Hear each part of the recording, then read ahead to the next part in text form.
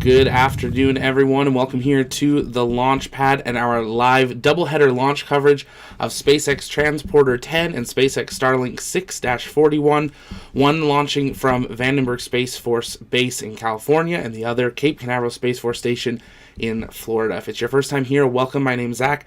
I'm the founder and host here at the Launchpad, and here at the Launchpad Network, it's our mission to inform and inspire the explorers of tomorrow because we believe that space is better together. We're glad to have you all joining us here live today. We're just getting SpaceX patched in as they have begun live coverage of what's going to be a long day for all of us here, as payload deployment of Transporter 10 is going to take over 3 hours, and we hope you'll stick around with us. We're going to be doing a doubleheader launch coverage where you'll be able to follow along with both missions right here on this exact same stream while we follow payload deployment of Transporter 10 and count down and watch the launch of Starlink in just a couple hours from now as well.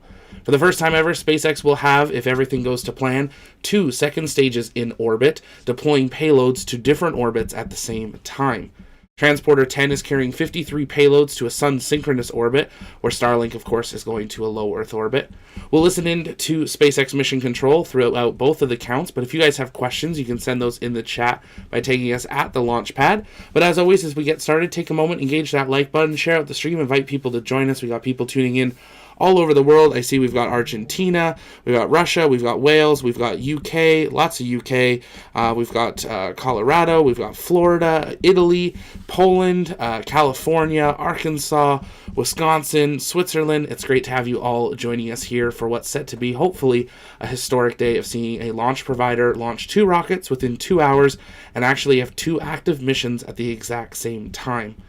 As I said, if you have questions, you can send those in the chat by tagging us at the Launchpad. We're going to listen in to SpaceX Mission Control for an update, as we are now just 8 minutes, 15 seconds away from the launch of the first of 2 missions, Transporter 10.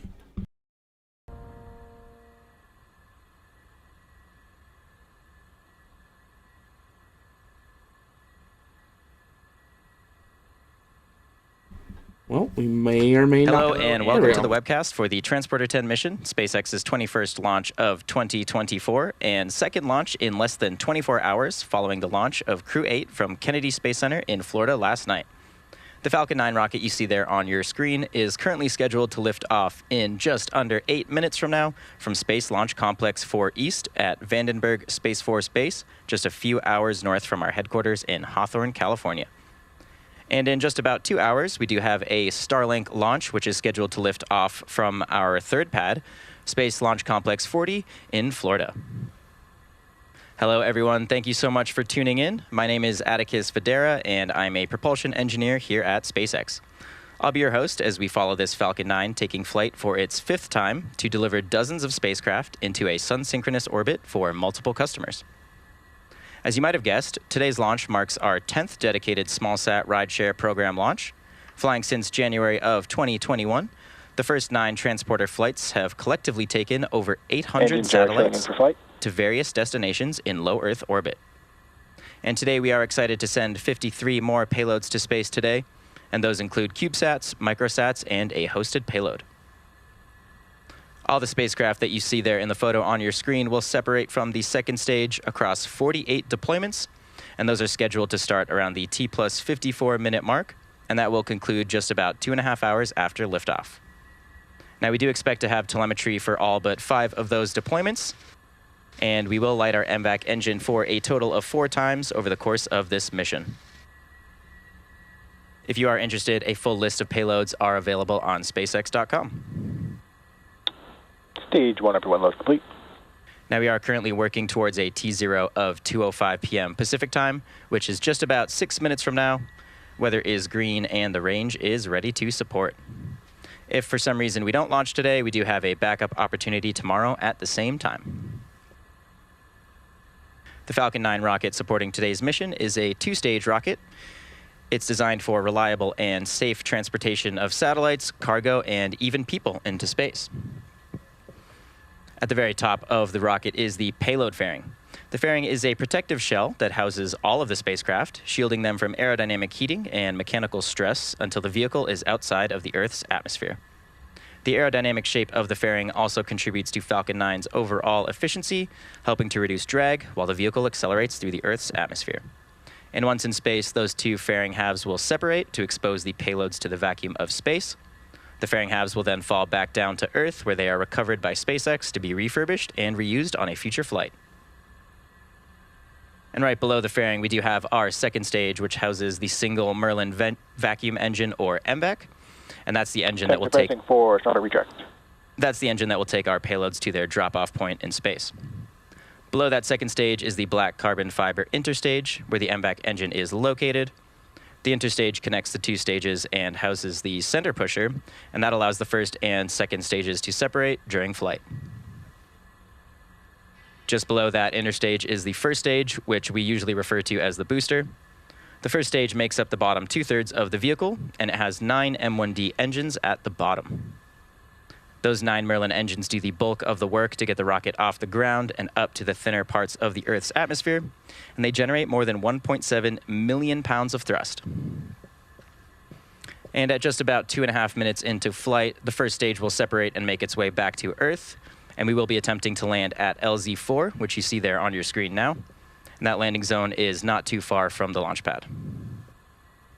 And as I mentioned earlier, this is the 5th flight for this rocket. This mission also marks the 250th time that a flight-proven booster will be used on a Falcon mission. And if successful, this landing will mark SpaceX's 280th landing of an orbital-class rocket. SpaceX is targeting at least 3 dedicated rideshare flights to sun-synchronous orbit per year. We do also offer opportunities for a ride to orbit on our Starlink missions, and those launch about once per week. Our goal with these missions is to provide small satellite operators competitive pricing, increased flight opportunities, and flexibility. And on today's mission, we're flying many exciting payloads, from one that will one day help address the issue of space debris, to in-space surveillance and reconnaissance support, Earth imaging and emissions tracking, and several payloads intended to demonstrate and grow in-space technologies. Now, as the demand for rideshare missions continues to rise, our rideshare program was expanded. Stage 1 LOX load complete. And that program was expanded to accommodate even more small sats looking for rides to orbit. Later this year, Falcon 9 will launch the first bandwagon mission, which is a separate line of rideshare missions, and those will deliver spacecraft to a mid-inclination orbit rather than to transporters' sun-synchronous orbit. And if you're just joining us, welcome here to the launch pad. We are T-minus 2 minutes, 34 seconds and counting until SpaceX Falcon 9 Booster 1081 launches for its 5th time, carrying 53 payloads into sun-synchronous orbit. If you haven't yet, take a moment, engage that like button, share out the stream, invite people to join us as we count down to the first of 2 launches within 2 hours. We invite you to stay with us to watch the full payload deployment of Transporter 10. We'll be counting down for each payload, and we hope that you'll join us for that. We'll also be answering your guys' comments and questions during those coast phases as we await the second launch of Starlink 6-41. As we hit T-minus 2 minutes and counting, we're going to turn it over to the SpaceX mission control nets, but as always, first, let's see that go, no go here in the TLP chat. If you're a TLP member, you get access to those custom TLP launch emojis, and let's listen in to mission control. T-minus 1 minute, 45 seconds, and counting till launch. Completion. And with that, the vehicle is now fully loaded with liquid oxygen and RP-1. And right now on your screen, you can see that white cloud venting from the TE LOX line. This is a completely normal part of the closeout process. Ground gas closeouts.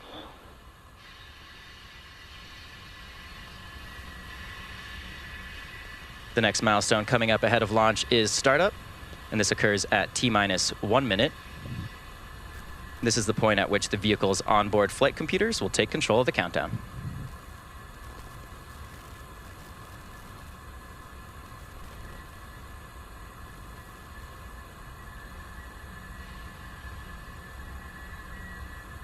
Falcon 9 is in startup.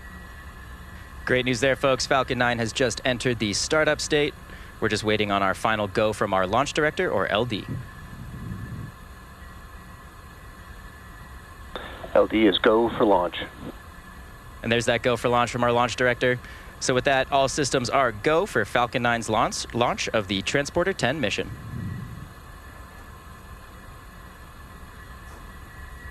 T-minus 30 seconds.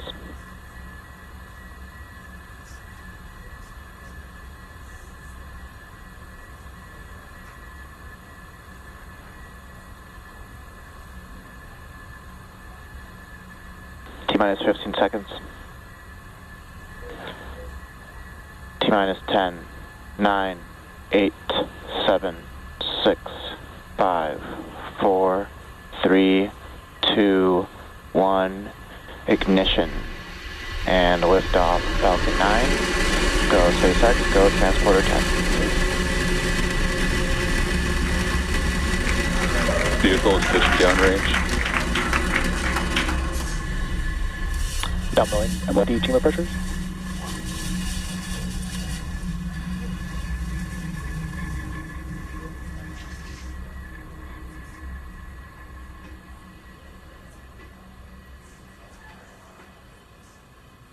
T plus 30 seconds into flight, Falcon 9 has cleared the tower at Space Launch Complex 4 East. We're just coming back up on the point of throttling down to prepare for max Q, which is the point of maximum aerodynamic stresses on the vehicle. Power and telemetry nominal. You can see some great views of the California coast down there below.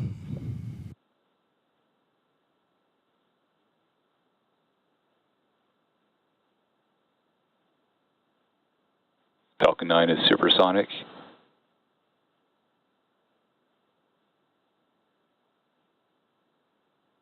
Max Q. And there we go. We just passed through the point of max Q, which means we have throttled the M1D engines back up.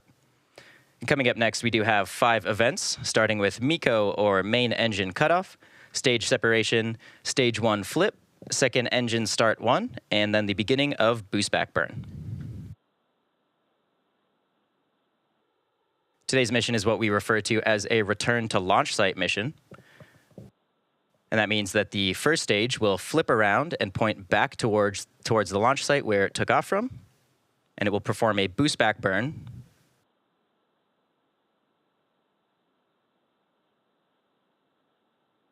Should be coming up on main engine cutoff in around 30 seconds.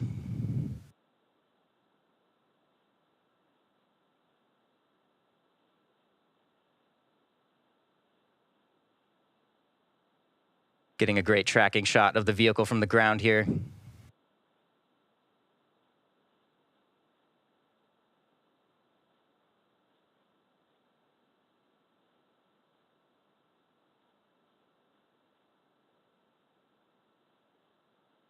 MECO. Stage separation confirmed.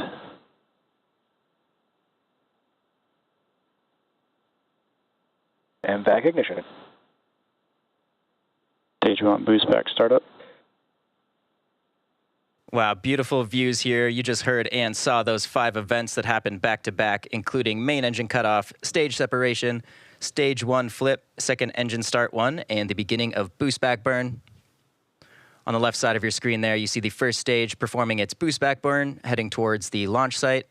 And on the right is the MVAC engine continuing to accelerate our payloads into orbit.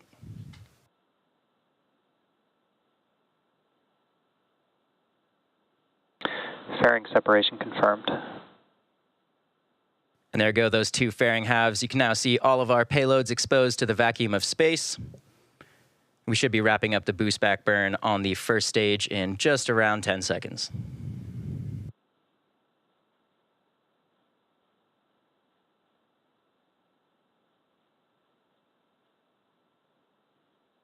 Stage 1 boost back shutdown. There we go. We just had confirmation of the end of boost back burn. The next major milestone coming up is the entry burn on our first stage, and that's scheduled to occur around the T plus 6-minute mark. Now on the right side of your screen, we're currently in the first of 4 MVAC burns, and this burn should last for another 4 minutes or so. And as I mentioned, the next milestone will be the first stage's entry burn, coming up in just a couple minutes. For those of you who are unfamiliar, Falcon 9 performs 2 burns in order to land. The first burn of the 2 is the entry burn, and that slows the vehicle down before hitting the denser parts of the Earth's atmosphere. And without this burn, we'd only be using the atmospheric drag to slow the vehicle down, which would add a significant amount of stress on the rocket. So for today's mission, a single Merlin 1D engine will relight for this entry burn. And following that entry burn, the booster will go through the final burn, which is the landing burn, and that'll slow the vehicle down just enough to make a soft landing on our landing pad. You can see there on the left side of your screen a view of the booster. Falcon 9 is equipped with 4 hypersonic grid fins, and those are positioned near the top of the first stage. And these help steer the vehicle as it returns to Earth.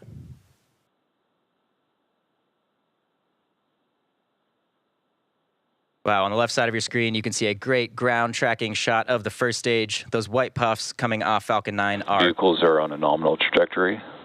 Those are cold nitrogen gas, which help with our attitude control. And this is just making small adjustments to the vehicle as it heads back towards the landing zone.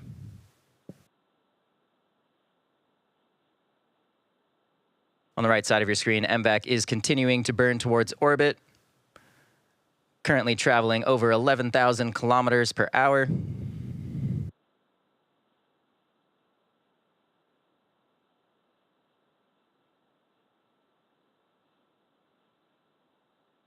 Again, coming up on that entry burn on the first stage in around 30 seconds.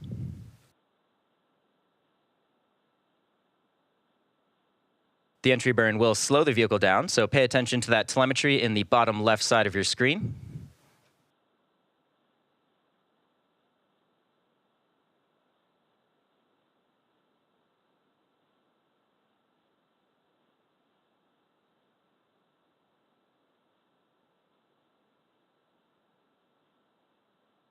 Stage 1 entry burn startup.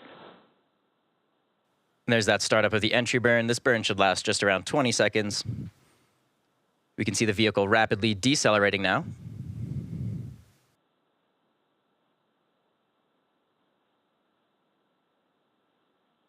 Stage 1 entry burn shut down. And there we go. That concludes our entry burn. The first stage has one more burn left prior to landing. And again, as I mentioned earlier, we will be attempting to recover this booster for the 5th time today. FTS has saved.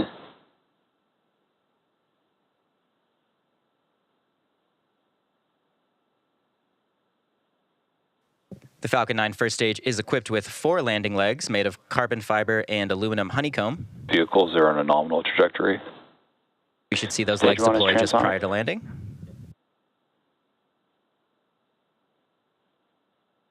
On the left, you can see a tracking shot of the first stage, and on the right, you can see the onboard cameras looking down towards the ground. Should be starting up that landing Stage burn 1 any landing second. burn.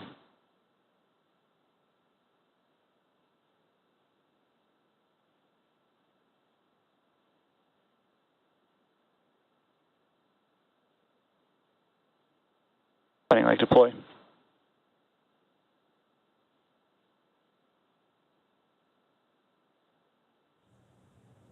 Stage 1 landing confirmed. Wow, what a view of that landing, folks. As you just saw and probably heard, we did just successfully land the first stage back at landing zone 4. So that marks Stage the 2 is internal guidance. That marks the 5th landing for this specific booster. It also marks SpaceX's 280th landing of an orbital class rocket. Next milestone coming up in just around 15 seconds should be the shutdown of our second stage engine, the MVAC.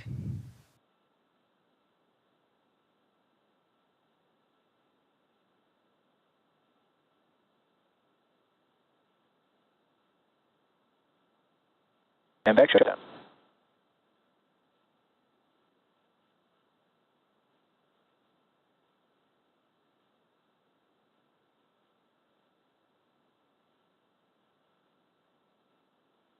Nominal parking orbit. And there we go. We just had confirmation of successful MVAC shutdown and a nominal parking orbit insertion. Coming up next, we do have the second burn of our MVAC engine. Stage 2 FTS is saved. That second burn should start around the T plus 50 minute mark. So we'll be back here in just about 40 minutes to bring you live coverage of second engine start 2.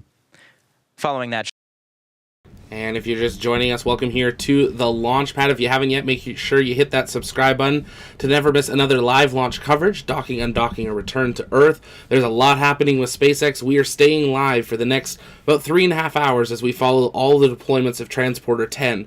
We have a SpaceX Starlink mission in 1 hour and 41 minutes, and Crew 8 is on their way to the International Space Station with docking in just 9 hours and 45 minutes from now. So lots happening. We hope that you'll stay with us throughout the day as we cover all of this. If you have questions, you can send those in the chat right now. While we're in this coast phase, we're going to be answering your guys' comments and questions about Crew 8, today's mission, and anything space. Just make sure you're tagging at the launch pad. Also, you can head over to the TLP shop. No promo code needed, but we've got our Transporter 10 flash sale on right now, where you get 15% off of everything, including our incredible Rocket Chasers gear. I've already been talking with some of our TLP Rocket Chasers. They are heading out, getting deployed for Starlink, and we'll hopefully have a raw TLP feed for you in a little bit of time as we prepare for Starlink 6-41 to launch from Cape Canaveral in 1 hour and 40 minutes time. But we're glad to have you all here. I saw some questions coming in the chat, so we're going to get to answering those.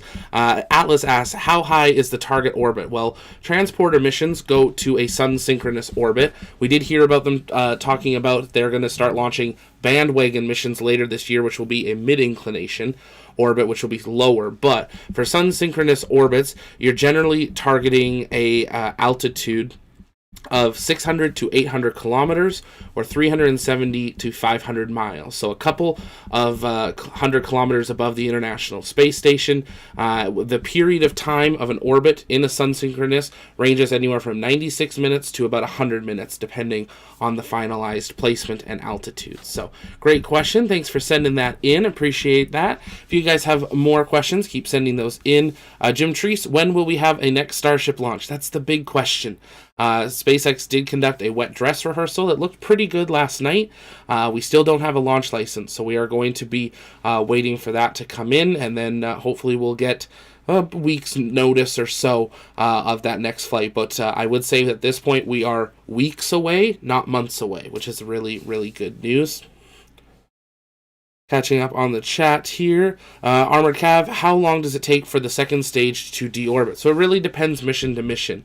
A Starlink payload second stage, they can deorbit as quickly as just within probably a couple of hours. They can do that deorbit burn, and then they bring it home within generally a few days. Something like today's mission, where it's going up to a sun-synchronous position, they might take a slower journey back down, but they do try to bring everything down so they don't leave any more space junk in orbit. It's also something that is required now by law for most of the rocket launching nations, as well as the United Nations, that you're no longer allowed to leave junk in orbit that will not decay within 5 years. So you do have that option where you can put it in a very slow decaying orbit. But SpaceX tries to bring their stuff back down in a very precise area so they can bring it in a targeted area, clear the ocean, make sure there's no risk of it hitting a boat or anything in that situation. Really great question. Thanks for sending that in.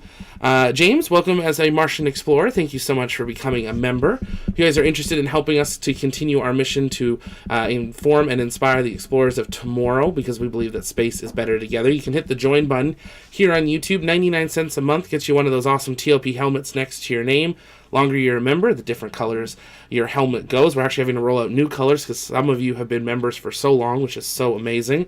If you are a member, don't forget you do get one kind of free super chat a month that you can use, so make sure you're using that as well. And if you'd like to gift a membership now, you can do so in the chat there as well. But you can keep sending in those questions, and we'll work on answering those live. Mark talking about the time delay. That's how internet works. Just like it takes time for data to transfer from Earth to the moon or to Mars, same idea. So, with Mars, we have that longer, like 11 to 14 minute delay during missions. And the moon, we can have upwards of a minute to send something there and back. Exact same idea. Talking to Voyager 1 and 2, it actually takes almost 2 full days to send a signal there, and then 2 more days to send a signal back. So it's just something to do with how technology works, and that's what we're doing. But we appreciate you being here. Mars Meditation, it's good to see you, buddy. How's it going? Do you appreciate seeing New Glenn doing some testing on it? It's awesome seeing New Glenn out on the pad. It's amazing to see Blue Origin finally showing us something, and I think like a number of us have said for the last few years that Blue Origin was going to surprise everyone. We weren't going to see much, and then boom, there's going to be a rocket on the pad, and that's exactly what happened. And now they're getting ready for that first New Glenn flight, which super excited to see fly, and hopefully we'll be down on site to get to see her fly in sometime this year, as long as all the testing goes well. Goes blackout. What is the max payload for Falcon 9? Let me double check the number on that, but it really does also depend on the orbit that they are going. It also depends on if they are trying to do a boost back burn or not. We're seeing a lot of these missions able to do boost back burns now that they've improved the efficiency of the Merlin engine. So because of that, they have extra fuel they can hold in Falcon, so they're able to bring it back, which is cheaper and faster for refurbishment and reuse than it is using a drone ship. The maximum payload to low Earth orbit, based on SpaceX's current data, is 22,800 kilograms, or just over 50,000 pounds to low Earth orbit, so where Starlink goes. 8,300 kilograms, or just over 18,000 pounds to GTO, or geostationary orbit, geotransfer orbit. And Falcon 9 can launch 4,020 kilograms, or just under 9,000 pounds to Mars. So those are the numbers SpaceX currently has listed on their website, but those numbers do keep getting updated as they increase the efficiency of the Merlin engine. Catching up on the chat, you can keep sending in those questions. Make sure you're tagging us at the Launchpad. Helps us see those questions there. Thanks for sending them in. Catch up here. Armored Cav. So in theory, there would be 3 second stages in orbit at once tonight. Well, there could actually be quite a bit more. I'd have to get someone to run the numbers, because we do normally get a notice on when re-entry happens. Everything's tracked via NORAD, so we could do the math. There could be actually quite a few more, all depending on how quickly they're bringing them home. Mars 2028, can you tell us about the payload for the Stennis Space Center on today's mission? I think, talking about Stennis Space Center. So that is a hot fire test. So that is an RS-25 engine. We've been broadcasting those hot fire tests over the last couple of years, actually, as they've verified them, tested them, and now they're verified and tested the old ones, and now they're verifying and testing the new generation of them. Those are for the SLS rocket. So there's no payload there. They just test one engine at a time, and they test that engine 12 times on the hot fire test stand. So thanks for sending that up. Catching up in the chat here. Lots of questions coming in. The Camo Martian, what do you think the first Dragon launch from Slick 40 will be? Resupply or crewed? So they confirmed last week that they are planning to do a resupply as soon as next month. CRS 30 will launch from Slick 40. They believe the pad will be mostly complete enough in time to do the last verifications that they do, and that is something that they have said since the beginning of the upgrade, is that they wanted to do a cargo mission, first, and then they will want to transition and do crew, because they do have to do some testing. They did recently test the crew escape system, really interesting system that they're using of slides for it, something new that we haven't seen before. So they've been doing the verification testing on that, as we do have to have those, just like we have at 39A and 39B, and 41 for Starliner. Time Waster, good to see you. I do remember you from Overlook Horizon. It's great to see you. Hope that community is doing well. We see you guys, checking on you guys quite a bit. Always great to see that community going. Catching up in the chat here. Isn't Voyager less than 1 light day away? I'd have to double check its exact position, but I know one of the 2 Voyagers, they said it was going to take 42 hours, I believe it was, last time they sent a signal. So they're quite a ways out there now. Starshine, thanks for being a member there for 2 months. We appreciate that. Hello, Zach. Any news on Lunex 1? Thanks for bringing that up. Lunex 1, for those that don't know, is our TLP mission to the moon. It's our first payload that we are sending. Super excited to be being invited on board a upcoming mission on a lunar lander. We are, of course, watching Peregrine and IM-1 and all those very closely as all these companies really get their first landers out of the way. We're hoping we'll have more info on that in the coming months that we can share on the vehicle, the lander. We have some ideas, but we just haven't been cleared to talk about them yet. So once we have those, then we will be able to, and we'll get some more updates. But if you guys would like to, you can send your name aboard Lunex 1, and we do have our Lunex 1 gear over on the shop as well, but stay tuned for some more information on that. In the shop, you also have the ability to upgrade your payload by sending a photo or video on board our payload, so definitely check out those options. We tried to keep them as affordable as we can, but helps us as we work to plan future missions to the lunar surface and also beyond that. So lots of plans underway as we continue to try to make space accessible and just a little bit closer for everyone. Catching up here. I saw some people talking about there was some interesting shadows with Falcon coming in. It was, I know some of us on our team were talking about, so amazing how, 4E, the launch site and landing pad are very close together, and it's a very crowded area, and it still somehow threads the needle every time it comes perfectly on that landing site. Always great to see here. Catching up on the chat, you can keep sending in those questions. Apollo at the launch pad, has SpaceX launched 2 missions in a day before into orbit or not? They have launched 2 rockets in the same day. We almost have had 3, but they've had 2 within a 24-hour period. We've had 2 within I want to say a 4 or 5 hour period even. But we have not had it where the 2 missions were simultaneously happening. So for today, both second stages will have their payloads and will be getting to their deployment orbit. Transporter 10 will already have done some deployments, but it won't be complete yet. Starlink we kind of joke, Starlink's going to be the halftime show for Transporter 10. It's smack in the middle, because it's a very quick mission. Now, we likely won't get to watch Starlink deployment, SpaceX doesn't cover that anymore, but at least we'll be live to hear confirmation that that deployment has occurred.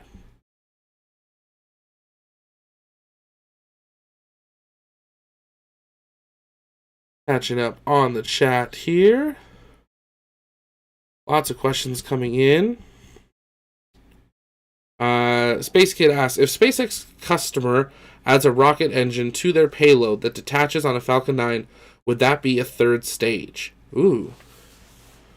It could almost be qualified, I think, as a kick stage, but it wouldn't necessarily be a 3rd stage, because some of them do have thrusters, and I mean, Starlink has thrusters, which are basically engines as well. So I'm not exactly sure legally how that would be classified, but it wouldn't be a Falcon 9 3rd stage. It would be that payload has a rocket engine. So once it deploys, then it would be its own thing. So I don't think it would classify anything to Falcon 9, specifically on how we refer to it, but you could think of it similar to a kick stage in that idea. The Guillermo Martian, I got a question about Lunex 1. Is the TLP team building it, or is someone else building it? So the lunar lander, someone else is building. We are hitching a ride, kind of like Transporter 10 is. We have been able to buy a commercial space on board a flight that is going. We were able to buy a amount of weight and a space that we're able to send our payload on, and are looking at future ones being able to be even a larger bit of space. So we've been already talking with teams about that. So, but we want to get Lunex 1 off the ground and back onto the ground on the moon first, and then we'll look to Lunex 2 and other ones in the future. Glenn A., I thought SpaceX deorbited the 3rd stage immediately. They can. It really all depends on orbital mechanics and even just orbital interference. They have to make sure that when they conduct that berm, when they bring it down, they're not going to hit something as they go by. So a lot of things have to happen in between those. Aren didn't company make a kick stage for Falcon 9. There was a couple that had the concepts of them, but I think they realized they can just use the 2nd stage of Falcon since it can be relit multiple times. Why add more weight? Just take the 2nd stage possibly with it, but you have to do the math all on the weight balance if it makes sense or not. So maybe one day we will see that. Denise, did you just say that SpaceX will no longer broadcast satellite deployments? Not for customers, they will. So for today, for Transporter 10, we will get to see deployment. For Starlink, we don't. Starlink, they do not cover that. They haven't for about a year. Since they switched over to no longer broadcasting on any platform than X, they killed covering it. Even just mission control audio, we don't get anymore for Starlink missions. But for others, we hope so. Catching up on the chat. If you're just joining us, though, welcome here to the Launch Pad. My name's Zach, founder and host here at the Launch Pad. We are 24 minutes into the first of 2 missions here today. We're counting down now just an hour and 26 minutes, 33 seconds till the launch of SpaceX Starlink 6-41 from Slick 40 at Cape Canaveral Space Force Station in Florida. Interesting thing with today's missions, they're also going to be launching in opposite inclinations, as today's first launch from California launched to the west. The launch out of Florida will be launching out to the east. It probably will do a dog leg, but we'll have to wait and see when we get that mapping in for today's flight. But it's interesting to see even that way. It's going all different directions with SpaceX here today. Thomas, with the wet dress rehearsal complete, when do you think IFT3? I think we're just at that point of the waiting game, waiting for them to prep the pad and waiting for the FAA to have clearance, but we're within weeks, not within months. It's definitely within weeks.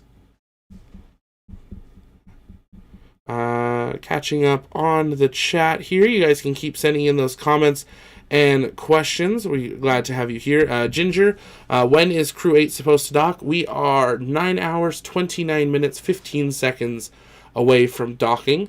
The International Space Station currently passing over Southeast Asia, coming up on Australia, it looks like, heading over the Pacific Ocean. Actually, it looks like Transporter 10 might fly right under the International Space Station on this pass. So we'll have to wait and see here. But payload deployment for today. I know I saw some people wondering when that's going to happen. We do have to have one more burn of the second stage for Transporter 10's mission, which is currently underway. That second burn will begin 50 minutes, 12 seconds into flight for just 2 seconds. That's when they will finalize their first deployment orbit. So that is about 24 minutes from now, we'll have that burn. And then just 3 minutes later starts the sequence of events of deployments, with Hammer being deployed by Exo Launch. Exo Launch is one of a number of companies that have built these kind of cases. You can almost think of them in the size of like Kleenex boxes that come in a pack. And you have each box, and each one has a door, and they can shoot a payload out of it. So that is what we'll be seeing, is a lot of those hatches opening, ejecting small CubeSats and microsats, and that'll begin just 3 minutes after that first payload deployment orbit is confirmed. That'll run for a sequence of events from 53 minutes, 44 seconds, all the way until, catching up here, 1 hour, 18 minutes, 33 seconds. We'll then enter a coast phase. 1 hour, 44 minutes into flight, we will have another burn of the second stage. That burn is just for 1 second, very quick burn. We'll have another coast phase at 2 hours 25 minutes. We will then have a fourth burn.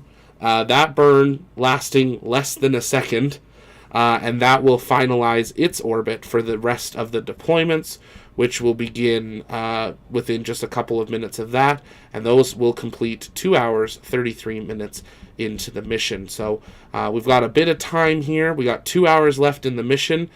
So when payloads are finalizing deployment from Transporter 10, we're going to also be basically finished watching the second stage of Starlink. So we'll be keeping a close eye on both of those as we continue through the count, watching SpaceX go. We are waiting for a confirmation they are continuing with the Starlink mission, and I know our rocket chaser Gavin is heading out into the field looking to get us a live shot. So if that comes in, we will work on patching that in for you guys here as soon as possible. It's funny hearing from them. Vandenberg looked absolutely gorgeous today, super crisp and clear, and Florida is a little bit foggy and not as great. So it looks like the 2 launch sites have flipped their weather conditions as of normal. Fun Awesome, is it any possibility the second stages of Transporter 10 and Starlink cross? Well, they will pass each other at points, but they'll be at completely different altitudes, so it's safe to do so. Just like every satellite. Even now, with the second stage carrying Transporter 10, it is passing satellites all around it. It knows where it is, and it has a clear corridor to fly in. That's why we have these launch windows. SpaceX, or not SpaceX, NASA talked a lot about this with the SLS program with Artemis 1, that, yeah, they had a 3-hour launch window, but there was actually about 25 minutes throughout that 3-hour window that they couldn't launch.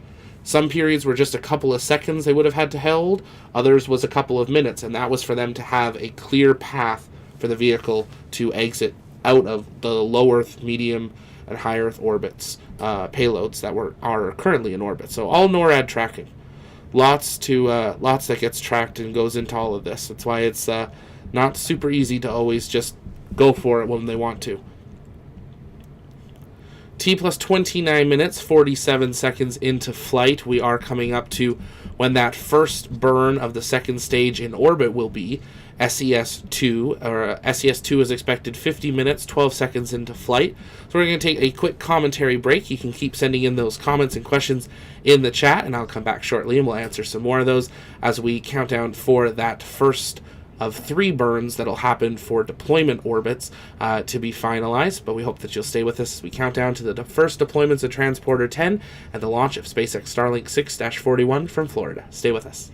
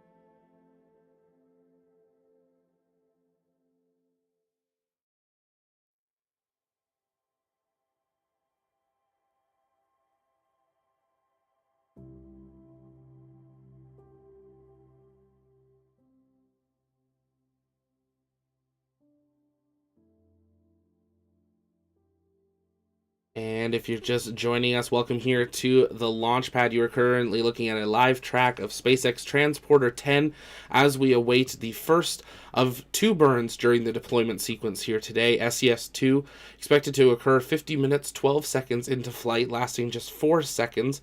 And this will be the last burn we need to begin the first half of all of the payload deployments. 53 payloads on board today's Falcon 9 second stage, and we're just waiting to listen into the callouts of the confirmation of this burn. The first payload to deploy will be Hammer. It's manifested onto an exo launch part of the transporter payload. That will occur 53 minutes 44 seconds, and we're going to listen to these callouts. We should have ground station coverage, they believe, to confirm all but just a few of these payload deployments. And there's a live look at the second stage as we are now just about 30 to 40 seconds away from or we're going to have ignition right now. They're burning early. And there was that quick burn of the second stage.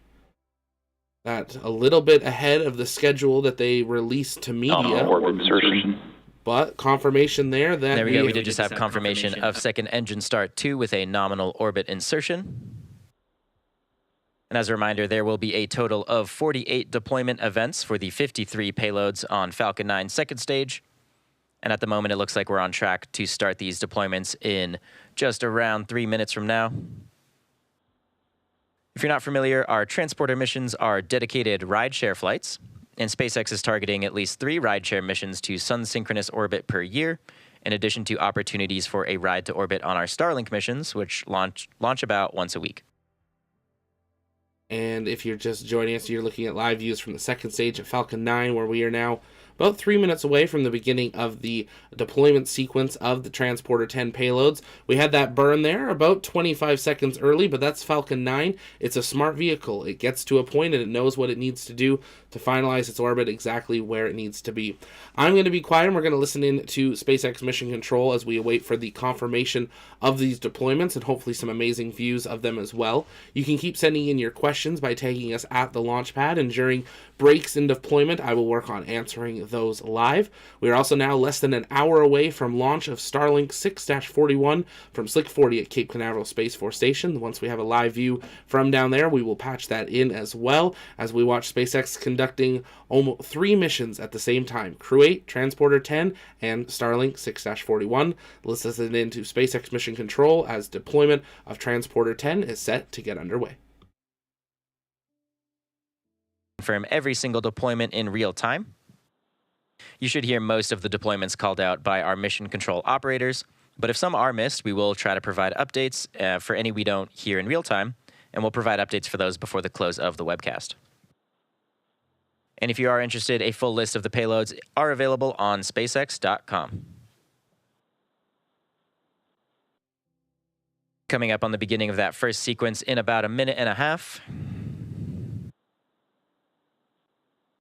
As a reminder, there are 53 spacecraft that will separate from the second stage, and those are across 48 separate deployment events.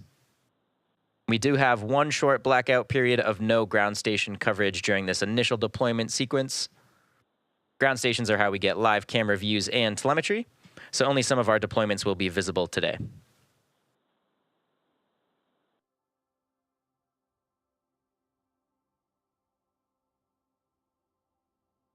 And at this point, we're just about 1 minute away from the start of the first deploy sequence. You can see those payloads at the top of our second stage there on your screen now.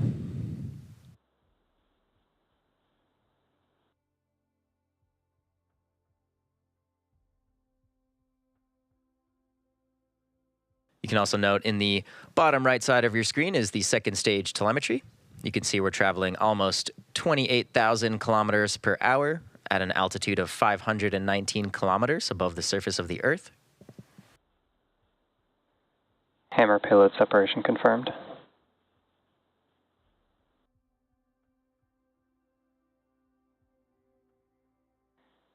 MH1 separation confirmed.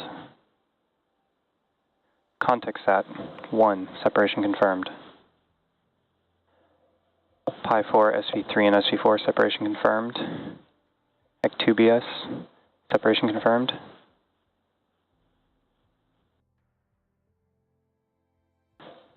Rocinante separation confirmed.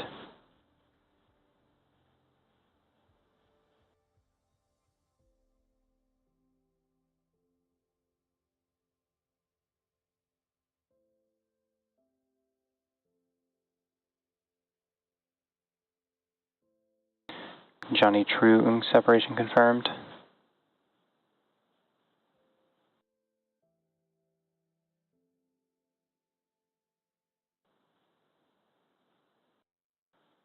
Orb Astro TR2 separation confirmed.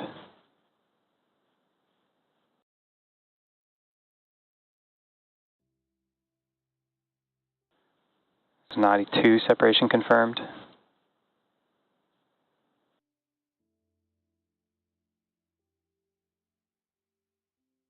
Pi 4, SV1 and SV2 separation confirmed.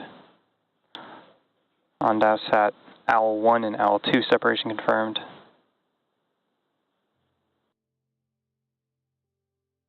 Charlie Rose separation confirmed.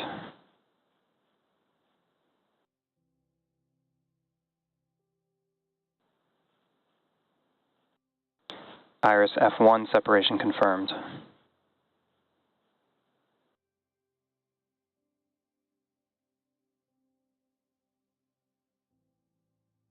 Feldhus separation confirmed.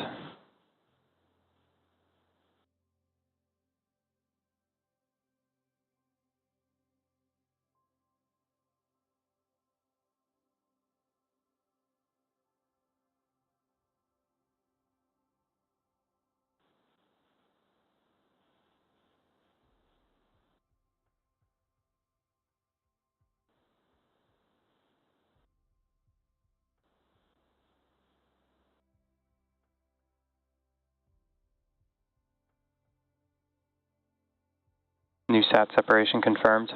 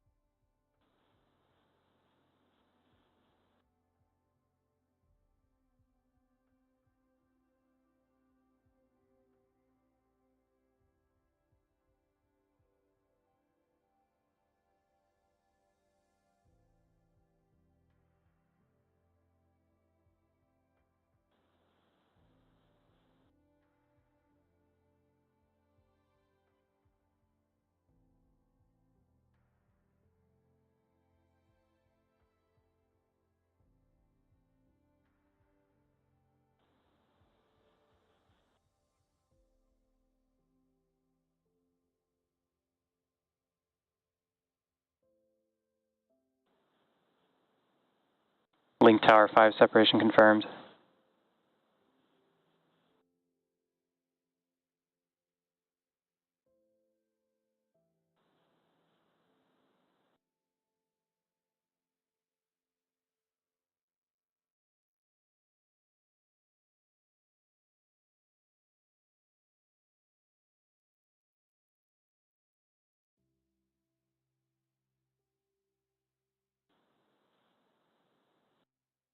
Link Tower 6 separation confirmed.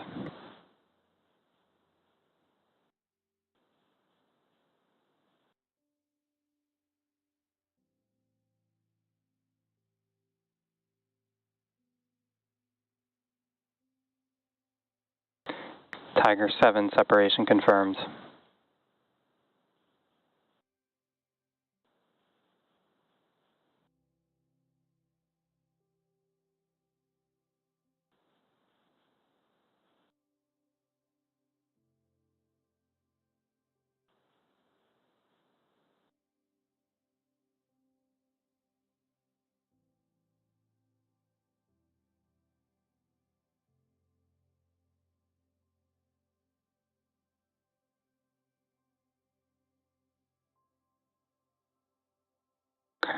M3 separation confirmed.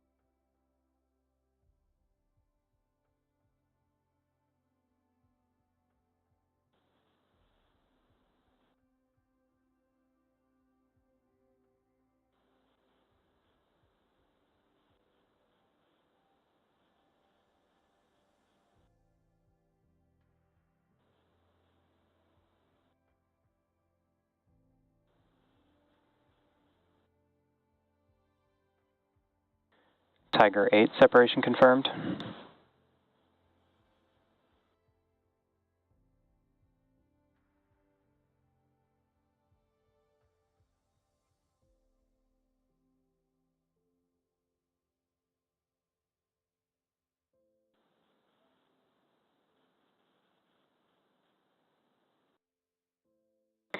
Lacey A, separation confirmed.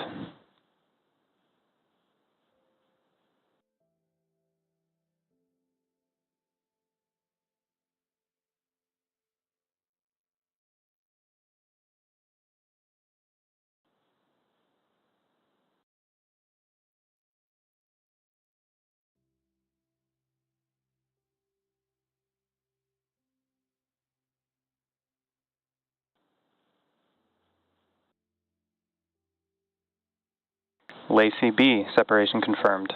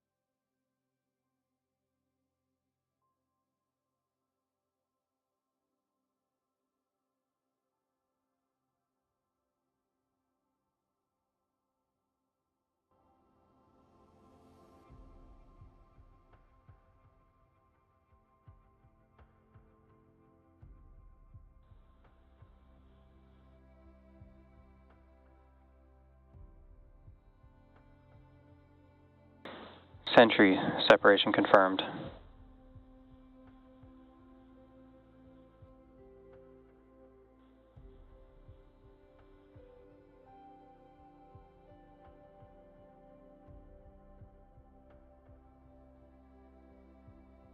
And if you're just joining us, we are in the middle of payload deployment of Transporter 10, about 2/3 of the way through the first half of them, and then we'll have 2 more burns of the second stage before the remaining will be deployed.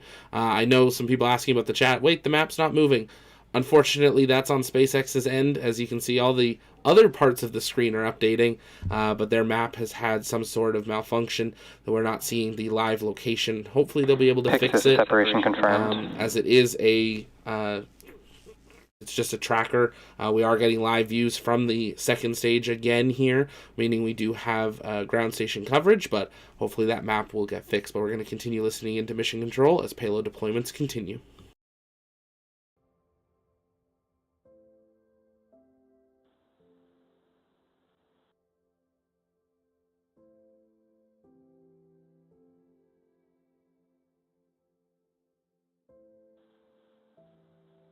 Fifi, separation confirmed.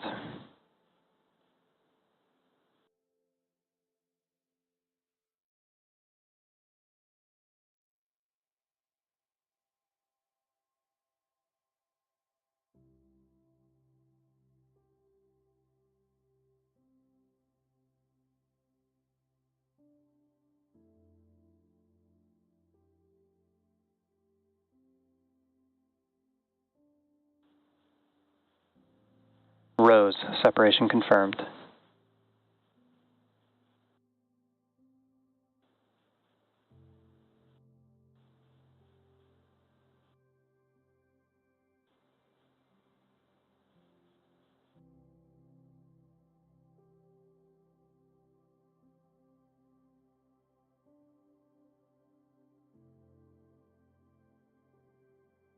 Riri, separation confirmed.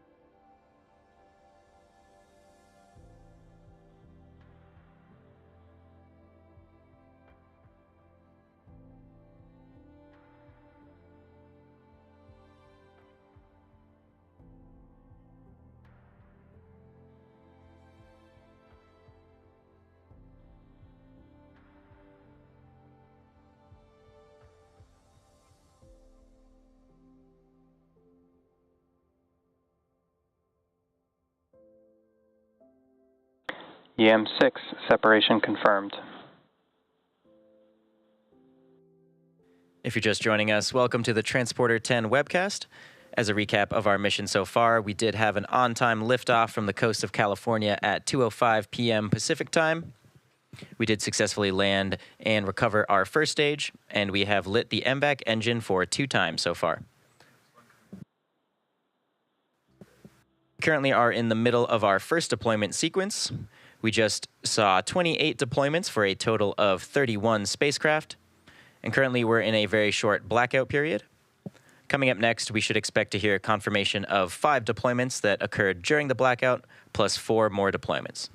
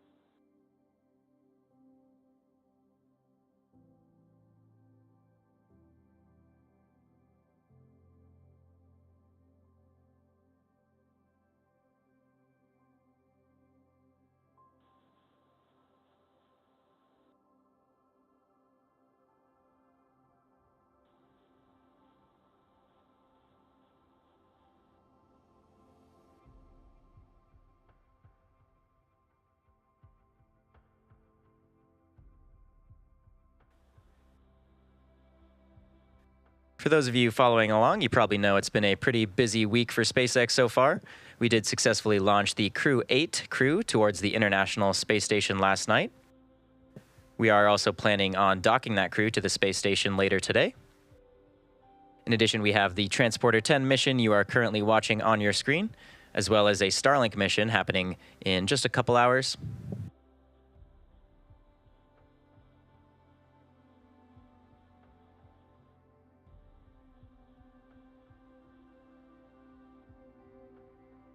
As you can see in the telemetry on your screen, we are traveling at about 28,000 kilometers per hour, over 500 kilometers above the surface of the Earth. Currently, we are heading in a southwest direction over the Pacific Ocean.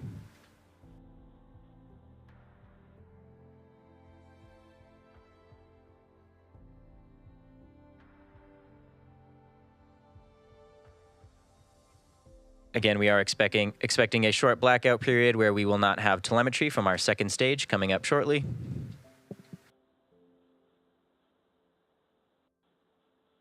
We have successfully deployed 31 spacecraft so far across 28 deployments. You can see the remaining payloads on your screen now.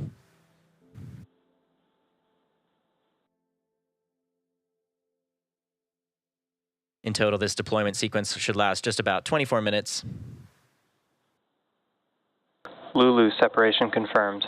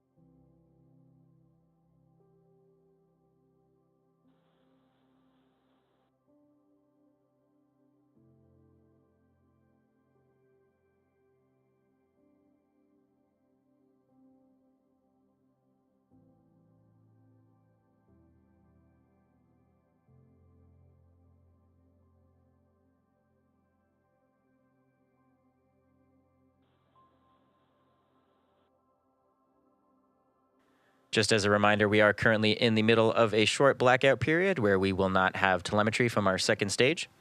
We are expecting to regain ground station coverage in a couple minutes here. During this blackout period, we are going through 4 deployment sequences, so we should get confirmation of those once we regain telemetry.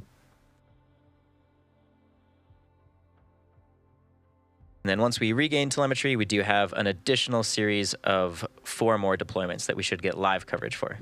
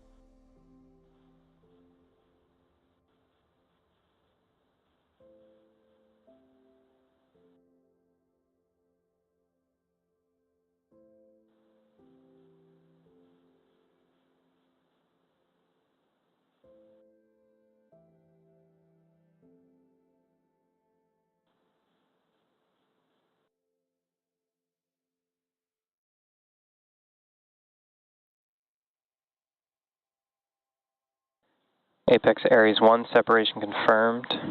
Optimus separation confirmed.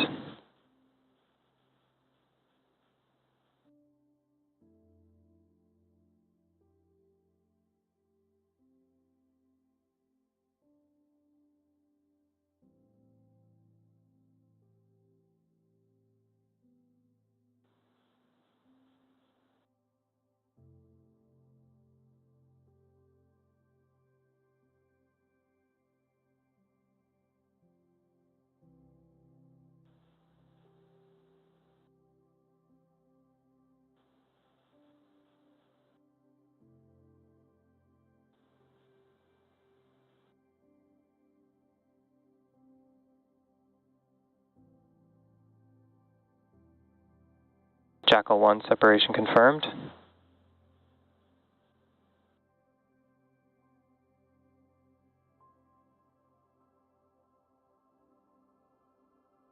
Quark Light and Gluon separation confirmed.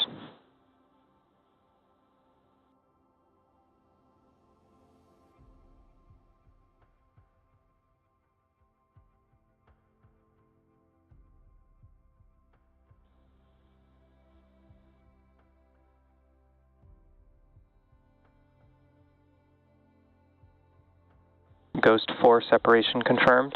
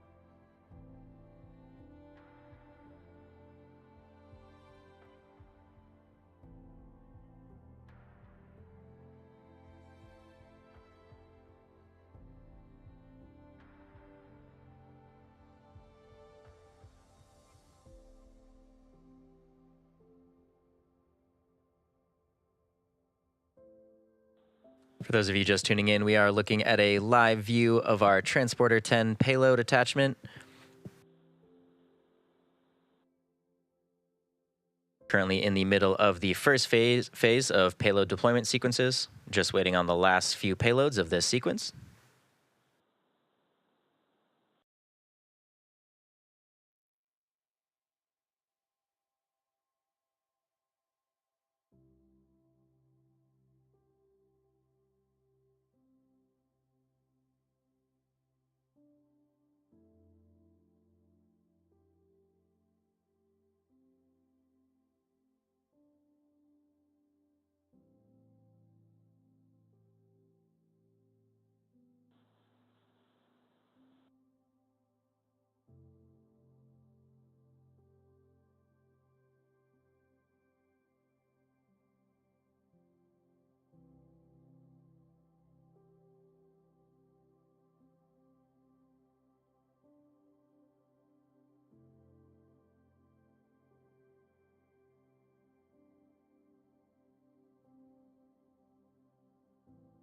Ghost 5 separation confirmed.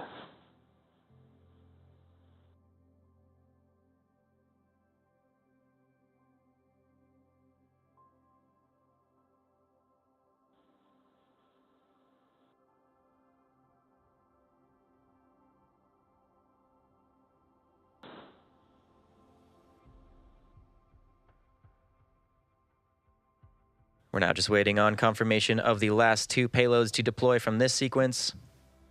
In total, this sequence has lasted 22 minutes and should wrap up in around 2 minutes from now.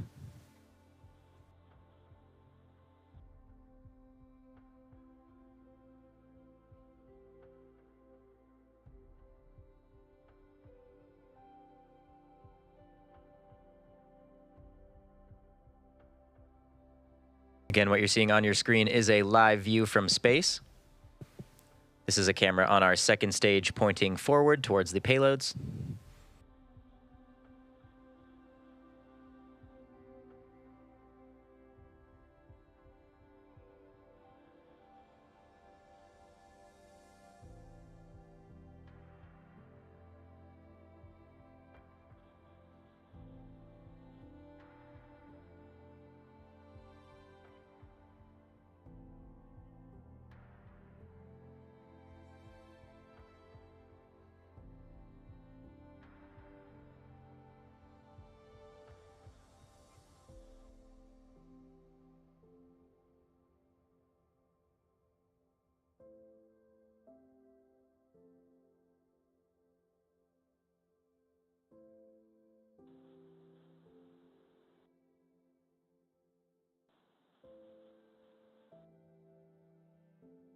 LuzySat 1 separation confirmed.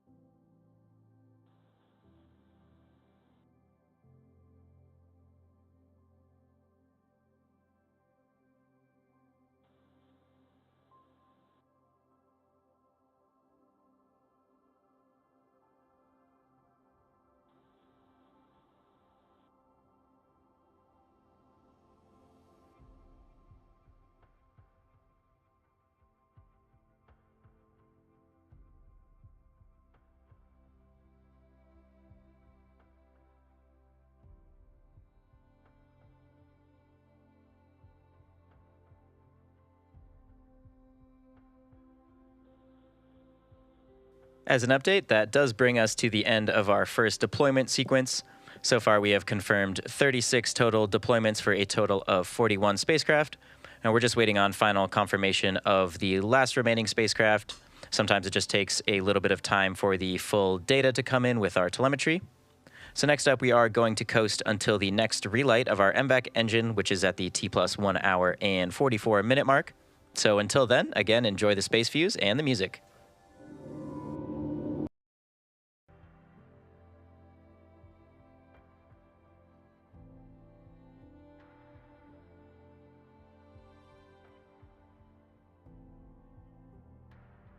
And if you're just joining us, welcome here to the launch pad. We're continuing to monitor Transporter 10 as the first batch of payload deployments has now been completed. We did just have confirmation from SpaceX that Falcon 9 prop load has begun at Slick 40 at Cape Canaveral Space Force Station in Florida ahead of the launch of SpaceX Starlink 6-41, set to launch in just 30 minutes from now. Booster 1073 going for its 13th flight. We'll dive into that a little bit more as we get closer to the launch.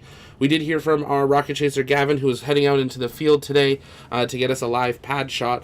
With the weather conditions down at the Cape, we can't see the pad from where we were going to go set up. So unfortunately, we have had to scrub our live camera plans for today. But we will, of course, patch in SpaceX as we get with just a couple of minutes from that Falcon 9 Starlink launch on the Cape. But we are working to bring you live camera shots for all upcoming launches out of the Space Coast from our very own cameras. And we can only do that thanks to your guys' generous support of watching, liking, sharing, and those that are members or donate via Super Chat or Patreon.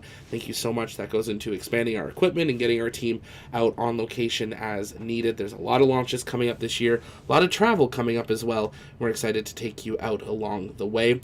We now on the left side of the screen are monitoring the weather conditions down in Florida as it is a bit foggy down there since we can't see the pad from our position. So everything's still looking good for today's flight from down there, but we'll be keeping an eye on that.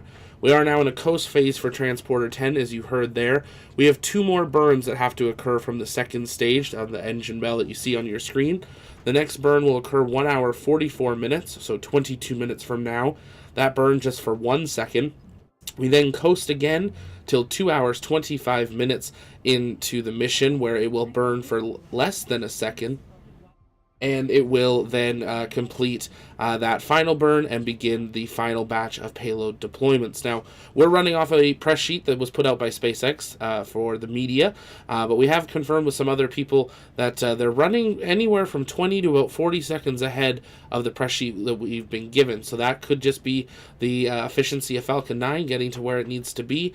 They deploy these things at specific positions, so when it gets there, that is when deployment occurs.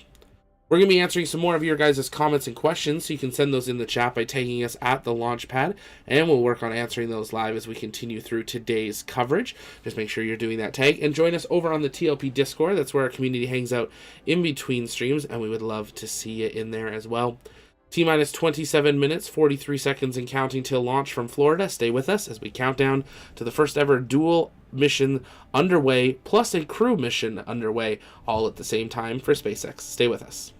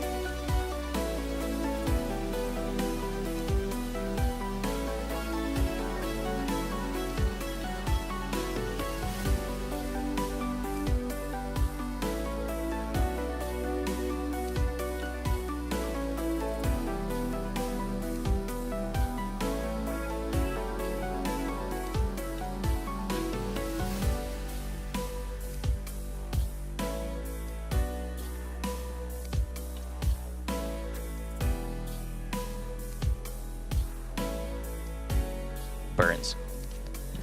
Now we're just a couple seconds away from the third ignition of our MVAC engine, and this will be a quick 1-second burn. And also as an update, during the break, we did get confirmation of that final deployment.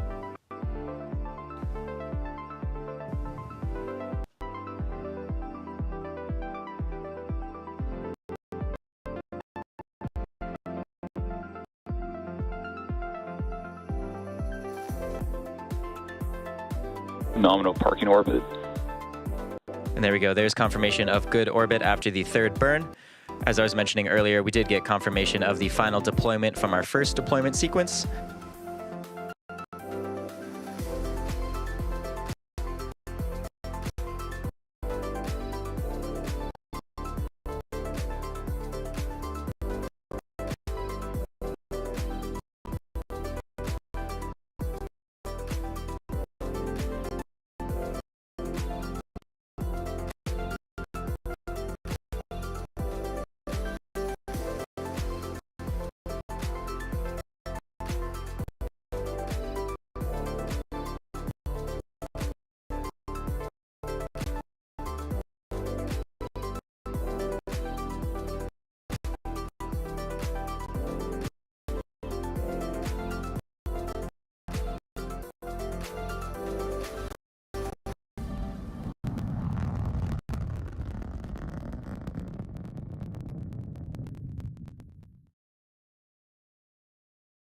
Well, good afternoon, everyone, and welcome here to the launch pad and our continuing live coverage of SpaceX Transporter 10. You're looking at a live view from onboard the second stage as we just had one of the two final burns ahead of the rest of the payload deployments. But we are back here for a second Falcon 9 launch in just under 2 hours, 4 minutes, 40 seconds from now. SpaceX is planning to launch a Starlink mission from Slick 40 at Cape Canaveral Space Force Station in Florida. We're just waiting to patch in that live coverage for you from them, and we are excited to have you joining us. There's lots of people tuning in all over the world. We're glad to have you here. We're going to patch in the live view from Slick 40 here. Now, they've done it actually on their screen. We weren't sure how this was going to work, but we look like we have both feeds, so let's listen in to SpaceX Mission Control as we count down to launch.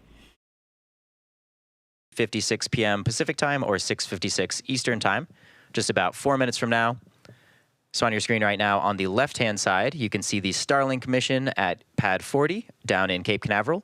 And on the right is the views from the Transporter 10 mission. It's very exciting for us to be able to track this additional Starlink launch today. SpaceX is averaging around one launch every 3 to 4 days so far this year. The Starlink mission on the left side of your screen will be carrying 23 Starlink V2 mini satellites into space. And after the Transporter 10 mission earlier today, this Starlink will be the 22nd mission of the year. The booster supporting this mission is flying for its 13th time today. We are planning to land this on one of our drone ships out in the Atlantic Ocean. And if successful, this will mark our 281st landing of an orbital class rocket.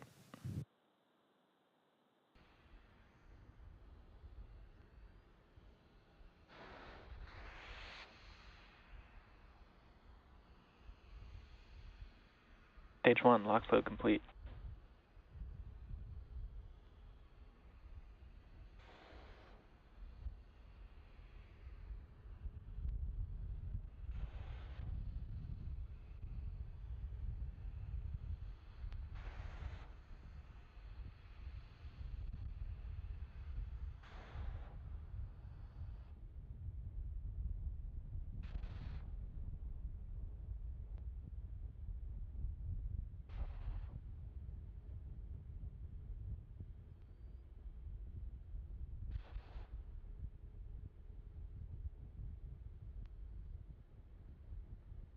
If you're just joining us, on the left side of your screen is a live, very foggy, cloudy view of Slick 40 at Cape Canaveral Space Force Station in Florida, where SpaceX is preparing to launch their second Falcon 9 in just under 2 hours. We are now less than 2 minutes and counting till launch.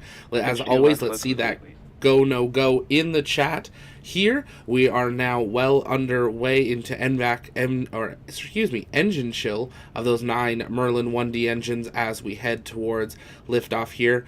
The next major milestone is when Falcon 9 will take over the count and go into startup, and then we will have that final go no go from the launch director at the T minus 45 minute or 45 second mark.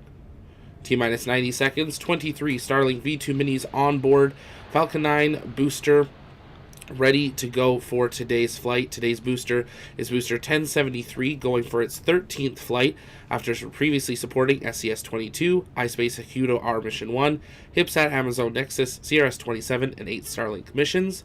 Coming up to T-minus 60 seconds and Falcon 9 startup. Let's listen to the count.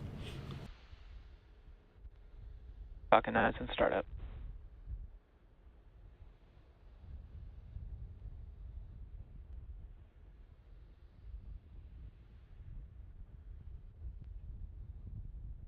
SpaceX launch director, go for launch.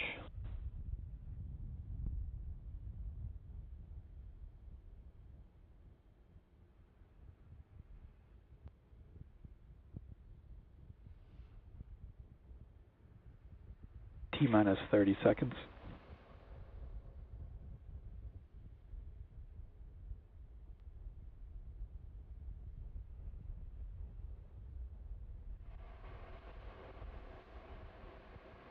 Fifteen seconds. T minus 10, 9, 8, 7, 6, 5, 4, 3, 2, 1. Ignition and liftoff. Go Falcon, go Starlink.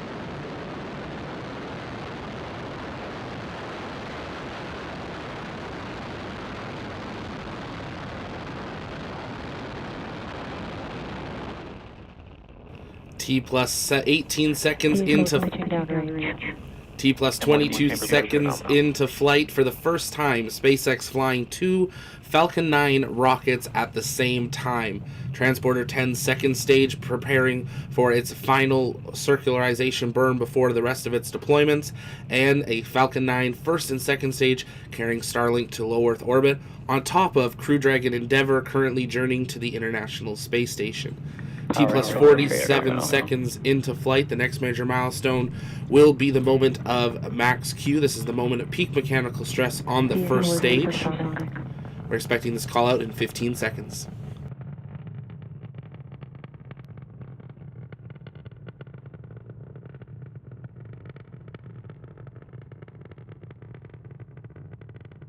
Max Q. Max Q confirmed there. Falcon 9 continuing to fly nominally, passing now 2,000 kilometers an hour, carrying 23 Starlink V2 minis to orbit. Next sequence of events will begin 2 minutes 25 seconds into flight, starting off with MECO, or first stage main engine cutoff, immediately followed by first and second stage separation, second stage engine start, grid fin deployment, and then fairing deployment, all within the matter of about 35 seconds. You heard their call out for MVAC engine chill. They are preparing that second stage engine, just like they do the 9 Merlin 1D engines on the first stage. Prior to ignition, they chill them down so they are ready to ignite. Coming up to 2 minutes into flight, now just 30 seconds away from the kickoff of that sequence of events, starting off with MECO.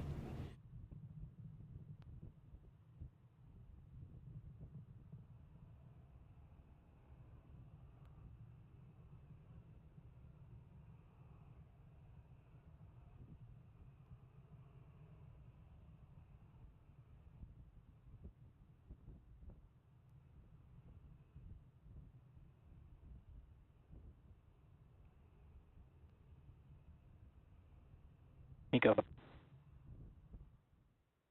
Stage separation confirmed.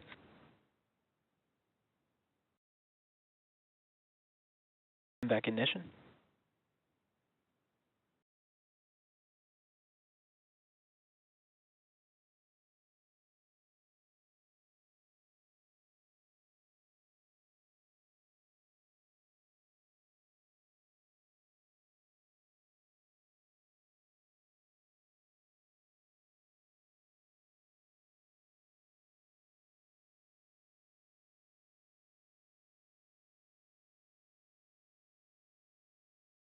Fairing separation confirmed.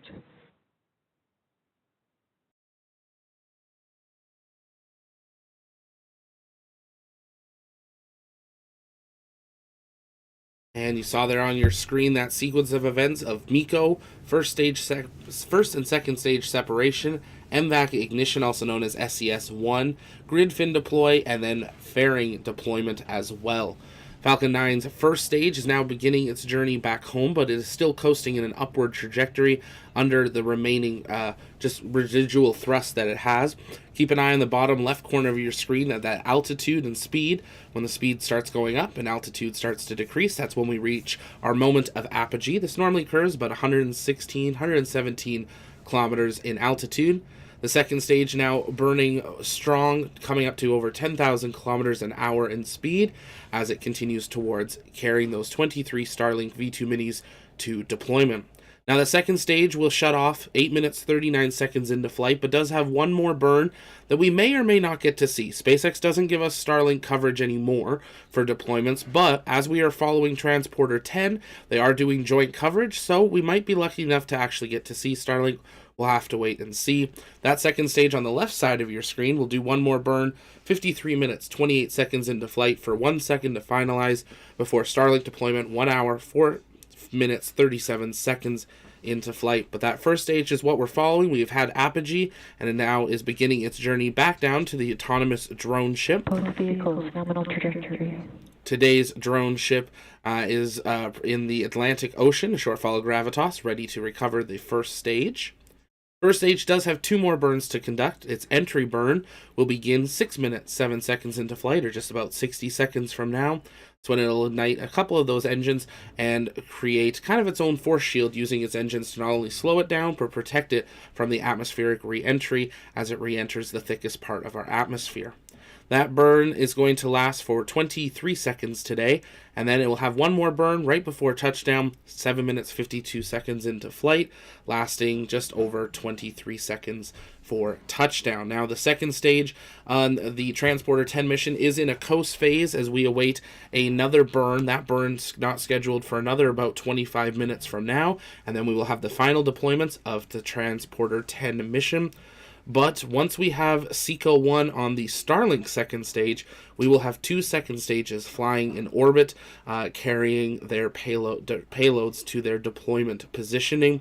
2 very different orbits, though, a low Earth orbit and a sun-synchronous orbit, launching in different trajectories from 2 different space coasts. If you're just joining us, we're waiting for entry burn. And there we have entry burn startup. This burn's expected to last for 23 seconds, helping slow down the vehicle as it re-enters the thickest part of the Earth's atmosphere, beginning its journey back to the drone ship, a short fall of gravitas.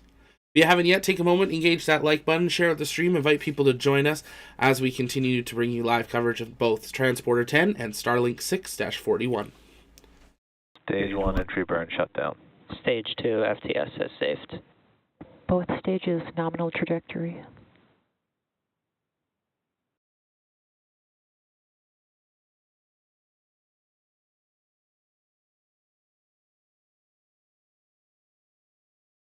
T plus 6 minutes, 55 seconds into flight. You heard a good call out there that both stages are continuing on nominal trajectory for Starlink's mission. Transporter 10 is on a good orbit as well. The next milestone will be first stage landing burn, 8 minutes, 15 seconds into flight. That landing burn will begin, burning for about 23 seconds. Hopefully we'll have a good view of that as well. If you haven't yet, make sure you subscribe to never miss another live launch coverage, docking, undocking, or return to Earth, or lunar landing, as those seem to happen fairly often now. And join us over on the TLP Discord. It's free to join, and we'd love to see you over there. First stage is preparing for touchdown. It is a launch day and a bigger launch day, Transporter 10, so make sure you head over to the Launchpad shop as well. No promo code needed, but 15% off everything, including our TLP Rocket Chasers amazing prints. Make sure you stay tuned for prints, hopefully, from today's mission, depending how weather was. We're waiting to have landing burn start in just a couple seconds. Stage 1 landing burn.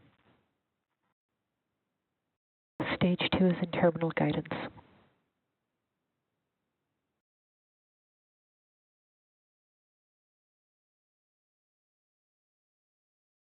Landing leg deploy.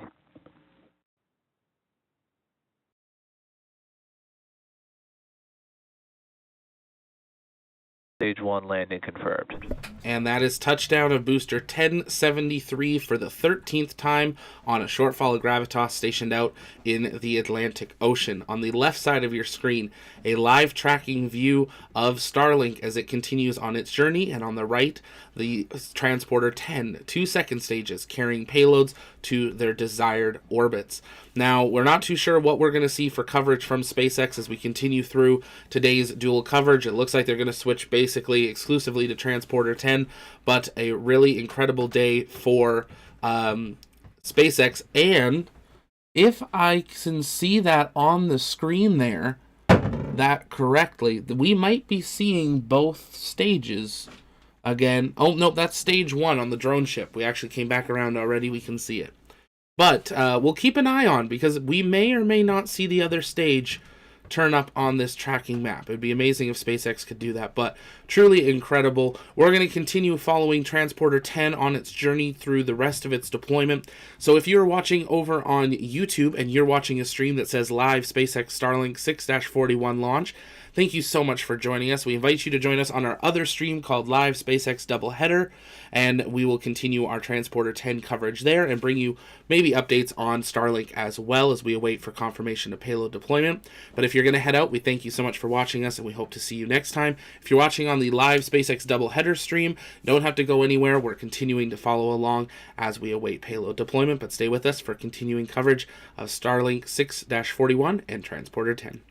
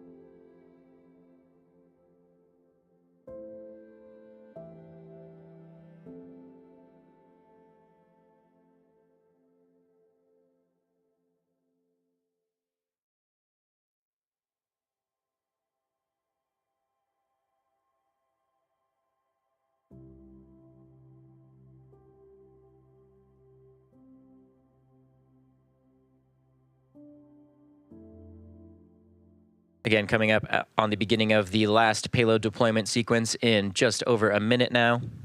On your screen is a live view of the remaining payloads in our Transporter 10 mission. You can see we are now at an altitude of about 600 kilometers above the surface of the Earth. Those later MVAC engine burns that we did would have refined this orbit. Separation confirmed.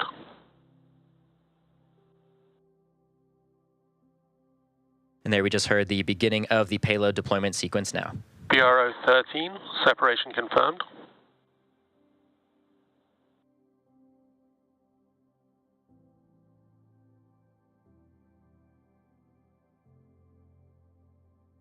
Horatio, separation confirmed.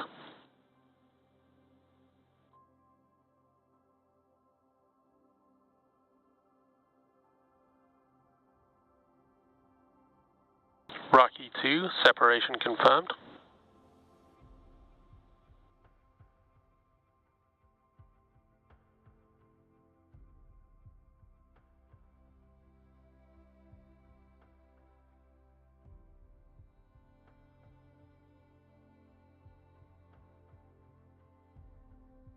NewSat 2, separation confirmed.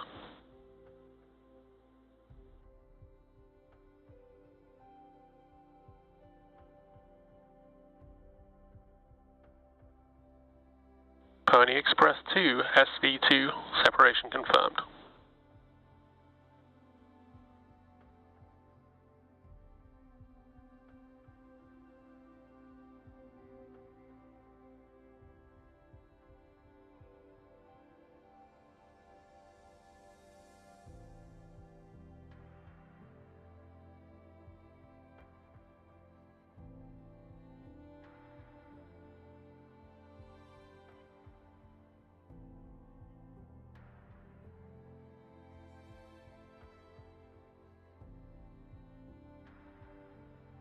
Pony Express 2, SV1, separation confirmed.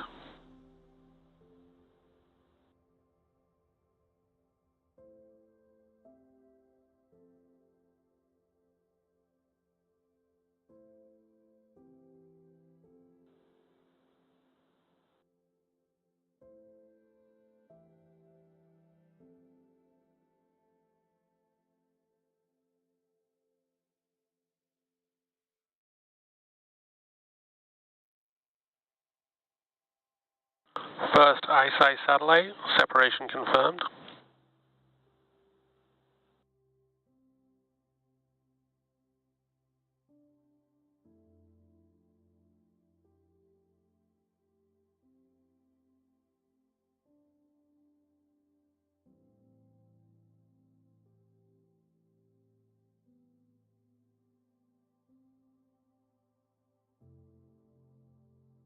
Third ISI satellite, separation confirmed.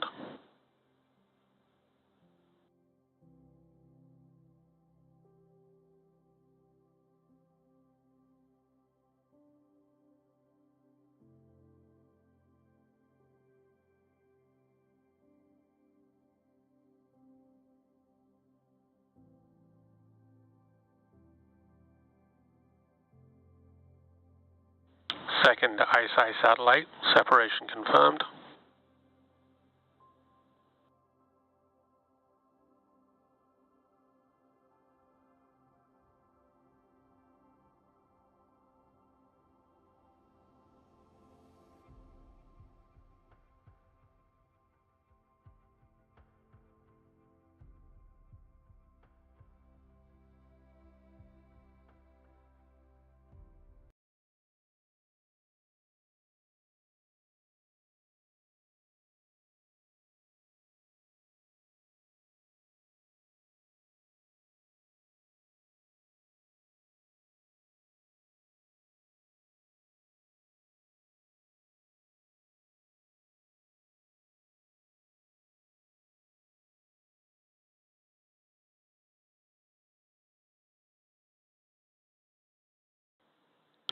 Methane sat, separation confirmed.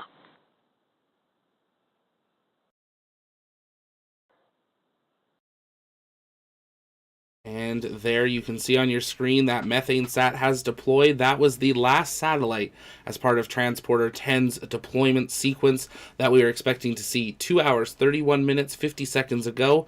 Falcon 9 launched from Slick 4E at Vandenberg Space Force Base in California, carrying 53 payloads to Sun synchronous orbit. In the middle, we had another Falcon 9 launch carrying 23 Starlink V2 minis to orbit. Those are going to be deploying in just a few minutes' time as well, and SpaceX will confirm that via their social media. We, of course, are tracking Crew Dragon carrying Crew 8 to the International Space Station. We are now 7 hours, 22 minutes away from docking. We hope you'll join us back here in just a few hours for full live commentary coverage for our final rendezvous and docking at the International Space Station. But on behalf of the entire TLP crew, thank you so much for joining us. Make sure you stay tuned to our social media for pictures from today's launch on the Space Coast and to the TLP shop. No promo code needed. You can get 15% off of everything thanks to Transporter 10's flash sale, which will end at midnight tonight. That's going to do it from our TLP Canada studio. My name's Zach, and we will see you later today for the docking of Crew 8, or we'll see you next time because space is better together. Good night.